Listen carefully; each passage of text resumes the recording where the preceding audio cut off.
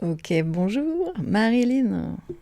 Toujours sur ce chemin d'apprentissage. Nous sommes tous des apprentis sur ce chemin. Et moi, notamment, j'ai cette passion d'explorer nos intériorités et le corps et d'essayer de mettre le lien, faire le lien, en fait, la passerelle entre l'invisible et le visible. On appelle ça des fois chaman, canal, je ne sais quoi. En tout cas, c'est à ça que je sers et que j'explore et que je transmets donc dans des ateliers sur Facebook notamment, en présentiel et en séance visio, si tu as envie de goûter à ces transformations alchimiques. Aujourd'hui, je te parle de ce que je traverse, plus particulièrement là, ce que je conscientise en tout cas. Il y a différents niveaux de conscientisation. C'est des choses que je sais depuis longtemps, mais parfois c'est au niveau mental, et quand c'est au niveau de l'expérientiel, de l'éprouver, ça passe par le corps et c'est complètement différent la perception. C'est-à-dire que ça s'incarne, c'est ce qu'on appelle l'incarnation. Alors, ce qui était très présent pour moi là, c'est cette réconciliation du divin avec l'humain. Le patriarcat, quelque part, nous a coupé du divin, où on a fait un système, un dogme, alors que c'est ce que nous sommes, le mystère de la vie, dans cette forme unique. Et je pense que la réalisation là et la transformation qui s'opère sur la Terre passe par cette réconciliation du divin avec l'humain. C'est-à-dire que à la fois ces canalisations qui viennent se déposer dans nos corps, en fait, ça passe par nos corps. Je vois souvent que l'éveil, c'est comme une fuite de la réalité. Et comme je parle beaucoup d'abondance, c'est une des raisons de la dissociation de l'abondance, c'est un écueil de la spiritualité, justement, d'être complètement perché en haut, etc., mais pas de savoir descendre dans l'incarnation, pas de savoir faire le lien avec l'incarnation. L'expérience, c'est d'harmoniser la tête, le corps et le cœur, avec une conscientisation de plus en plus fine, une énergie très très affinée, des fréquences très très pures. Alors, le corps a été complètement nié, alors que c'est vraiment le passage de la matérialisation. Là, je te parle d'une patriarcat qui a complètement nié le corps. Donc, le retour au corps, cette conscience d'être en présence dans son corps, c'est le passage de l'incarnation. Si tu n'es pas présent dans ton corps et c'est que dans ta tête, tu vas juste créer à partir de ton ego. Tout ce qui est créé à partir de l'ego est voué à mourir. Et c'est pas une abondance très très florissante en fait. C'est pas en lien avec ton chemin d'âme ou ton être. Donc cette réunification du corps et de l'âme est cette clé d'abondance notamment. L'éveil, donc, c'est un état d'unité, mais la réalisation, ça passe par le corps. Et être éveillé ne suffit pas. Être dans cette conscience d'unité, c'est vraiment une belle chose. Parce que moi, ce que j'ai conscientisé en tantra, mais être conscient de tout ce qui est en mémoire et en savoir et en connaissance dans le corps, ça c'est l'aspect plus chamanique que j'ai exploré, que je continue d'explorer. C'est là que ça se passe. C'est cette réconciliation dont je voulais te parler aujourd'hui. Réconcilier avec l'humain que je suis en prenant conscience du pouvoir créateur qui est en soi et pas à l'extérieur. Souvent, la spiritualité te fait croire que quelque chose est inaccessible ou à l'extérieur, tu as des guides, etc. Mais tout est en toi.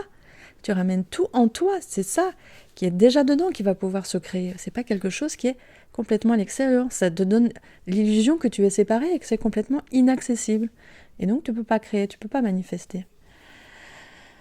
La création, c'est une fréquence pure. Il ne peut pas y avoir de distorsion rattrapée par l'ego. Chaque fois que l'ego veut rattraper quelque chose, ça crée quelque chose qu'on nomme l'orgueil. Et ça va pas avec la manifestation. Ce dont ce que je veux te transmettre là, c'est vraiment depuis la fréquence pure de l'être. Alors, néanmoins, honorer son corps, c'est la voie de passage. Donc, c'est vraiment indispensable de conscientiser que ce corps est ton temple sacré, ton sanctuaire. C'est le passage de la matérialisation. Il ne faut vraiment pas le nier. Il y a quelque chose de le réhabiliter quelque part. Je canalisais ça ce matin aussi, que magnétiser c'est vraiment féminin, mais créer c'est le masculin. Il suffit pas non plus, souvent on te dit, tu écoutes ton intuition, et il y a une réceptivité très yin, très féminine, mais il y a l'action. Il y a le masculin qui est là pour poser des actions. C'est l'amour en action, la manifestation. Ce qui vraiment distorsionne, qui fait que ça te met en impuissance et en échec parfois quand tu veux créer quelque chose, c'est que tu n'as pas trouvé la passerelle. Donc je reviens à ce que je disais au début. Réconcilier le divin et l'humain, c'est trouver cette passerelle en fait entre la manifestation, la 3D et la 5D. Souvent, il y a un yo-yo. Soit tu arrives à être dans cet état d'éveil, soit tu retombes complètement à terre et tu es complètement coupé de ta canalisation, de ton intuition, et tu fais comme ça des va-et-vient, et tant que tu n'as pas relié tout ça, tant que c'est pas intégré, tant que tout ça n'est pas dans le même espace, tu coupes ton canal d'abondance. Je lis mes notes. C'est indispensable dans ce cheminement d'aller voir ce qui a été coupé et traumatisé. Les traumas, les blessures, ça crée des vides énergétiques, des coupures. Effectivement, ça c'est une réalité. Quelque chose est séparé, c'est que tu as laissé l'énergie quelque part. Par exemple, en chamanisme, on va parler de recouvrement d'âme. C'est quand il y a eu un choc, d'aller récupérer l'énergie, ne pas laisser les énergies qu'on a laissées dans le passé, être vraiment rassemblé énergétiquement. Donc tout ça se travaille avec l'énergie et pas avec le mental. L'énergie associée avec le mental et les pensées. Manifester, c'est dans le présent, donc c'est pas différer dans le futur, parce que si tu dévies dans le futur, ça dévie l'énergie. Tu restes dans ton présent avec la certitude absolue, un décret, que ce que tu visualises se manifeste. Et tu laisses circuler l'énergie. Donc c'est vraiment à la fois l'association des pensées et de l'énergie. Si tu énonces quelque chose, mais il y a un endroit de toi qui dit « mais non, c'est pas possible », alors là, évidemment, ça fait bugger, ça peut pas se manifester. Et pareil, si l'énergie est coupée, ça reste au niveau superficiel, alors que ça doit être au niveau très profond. Ce que je te décris là, c'est comme si tu passes de la pensée, c'est ok, mais l'énergie, c'est pas ok, ou c'est bon dans l'énergie, mais tu as des croyances d'un coup qui vont aller à l'encontre de ça, ça fait comme des coupures de courant, tu vois, comme de la friture sur la ligne. Ça dit oui, ça dit non, ça dit oui, ça dit non, ça dit oui, ça dit non. Et tu vois bien qu'émotionnellement aussi, il y a des moments où t'es sûr que ouais, là c'est bon, t'es super aligné, et puis le lendemain, poum, non, tu t'écrases à terre et tu commences à douter, et tu fais finalement des allers-retours sans cesse comme ça. Je dis pas que c'est toujours stable et que c'est toujours immuable cet état. Néanmoins, je pense que ce que j'expérimente là, c'est de rester dans cet espace du tout, d'unité, et à la fois dans le corps, qui fait le lien entre le divin et l'humain, l'humus, la terre. En fait, la terre et le ciel. Tu as le passage entre la terre et le ciel. Le passage de la manifestation, c'est toi. Et notamment, je fais un atelier en ligne sur ce thème, s'ancrer dans sa terre, vraiment dans son corps. Et tu peux me demander pour avoir accès à la vidéo. J'ai fait aussi une vidéo sur la peur comme levier. Ça, c'est aussi inévitable, c'est de notre humanité. On ne peut pas non plus le nier, c'est bon, je suis dans un extase absolue, et je suis plus concernée par les émotions, je suis plus concernée par les blessures. Alors plus je vais augmenter mon énergie, on va dire mon taux vibratoire, plus quelque part je laisse remonter ces mémoires, etc. Et en même temps, plus l'énergie va être en capacité de les alchimiser. Ça, je te le transmets en visio, en séance. C'est toujours plus facile de le jouer à deux, d'abord parce qu'on amplifie nos énergies. Évidemment, aussi en collectif, c'est intéressant de le faire. Tu peux te joindre au collectif sur Facebook ou rejoindre les replays. L'énergie reste puissante. Et donc, ça passe par cette voie du sentir, de l'amour inconditionnel. C'est une voie de sagesse, c'est une voie de réalisation. C'est là, c'est ce que je transmets et j'enseigne. J'écoute pour voir s'il y aurait quelque chose à ajouter.